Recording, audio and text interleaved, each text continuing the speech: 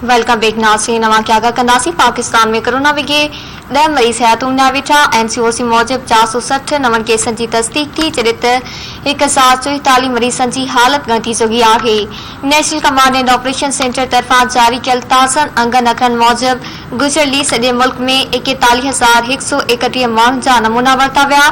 NCOC मूजिब वधीक 460 नवनि केसनि जी तस्दीक थी, जॾहिं थाकारी केसनि जी शरह 1.1% रिकॉर्ड कई वई।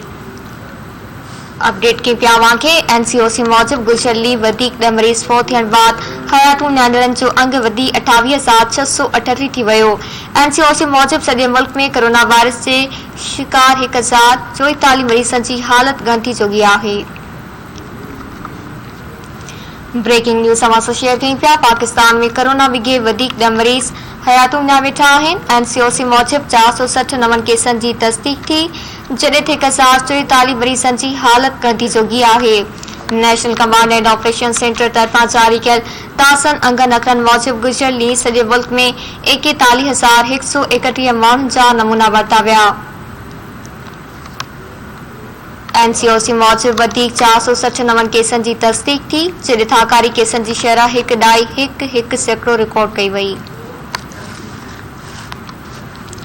NCOC मूजिब गुज़िरियल वधीक 10 मरीज़ फोत थियण बाद हयातूं न्याणियुनि जो अंग वधी 28,638 थी वियो। NCOC मूजिब सॼे मुल्क में कोरोना वायरस जे शिकार 1,044 मरीज़नि जी हालत गंती चुकी आहे।